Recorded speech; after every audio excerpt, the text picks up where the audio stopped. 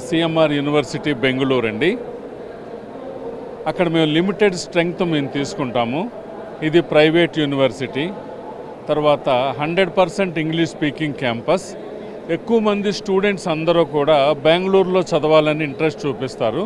ఎందుకు అనంటే ప్రపంచంలో ఉన్నటువంటి అన్ని ఐటీ కంపెనీస్కి హెడ్ క్వార్టర్ బెంగళూరులో శాలరీస్ కూడా ఎక్కువ, అంటే ప్యాకేజెస్ కూడా చాలా ఎక్కువ. స్టూడెంట్స్కి మినిమం ప్యాకేజ్ 6 lakhs నుంచి ప్యాకేజ్ బిగిన్ అవుతుంది.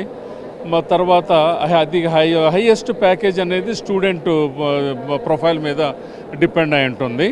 సో ఏ స్టూడెంట్ కూడా మా యూనివర్సిటీ నుంచి జాబ్ లేకుండా ఈరోజు వరకు ఏ స్టూడెంట్ కూడా అడుగు బయట పెట్టనివ్వలేదు మా మేనేజ్మెంట్.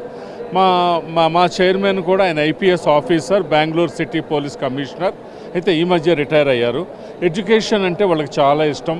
ఎడ్యుకేషన్కి సంబంధించినటువంటి క్రొత్త విషయాలు ప్రపంచం మొత్తంలో ఎక్కడ జరుగుతున్నప్పటికీ ఆ క్రొత్త విషయాలన్నీ కూడా తీసుకొచ్చి ఇక్కడ ఉన్నటువంటి స్టూడెంట్స్కి, మన ఇండియాలో ఉన్నటువంటి స్టూడెంట్స్కి అందించాలనేది వాళ్ళ మెయిన్ మోటో అనమాట. అందుకని మా యూనివర్సిటీ రోజుకి ఇంత డెవలప్ అవడానికి మెయిన్ రీజన్ ఏంటంటే మా మేనేజ్మెంటే మెయిన్ రీజన్ అనమాట. ఎందుకంటే వాళ్ళు ప్రపంచంలో ఉన్నటువంటి క్రొత్త విషయాలన్నీ కూడా ఏ కంట్రీ అయినప్పటికీ ఎక్కడ ఖర్చుకు కూడా వెనకాడకుండా వాళ్ళు క్రొత్త విషయాలన్నీ తీసుకొచ్చి స్టూడెంట్స్కి నేర్పించడం జరుగుతుంది. మా దగ్గర ఉన్న ప్రొఫెసర్స్ అందరూ కూడా PhDs, అందరూ minimum 10 years and above experience ఉన్నటువంటి ప్రొఫెసర్స్. స్టూడెంట్స్ కూడా మినిమం 4 languages నేర్చుకుంటారు. 100% English speaking campus. Hindi, Kannada అందరూ మాట్లాడతారు బెంగళూరులో. దాంతోపాటు తమిళ్, మలయాళం కూడా పిల్లలు నేర్చుకుంటారు. మా దగ్గర స్టూడెంట్స్ 60 to 70% స్టూడెంట్స్ ఫారిన్ కంట్రీలో సెటిల్ అయి ఉన్నటువంటి వాళ్ళే.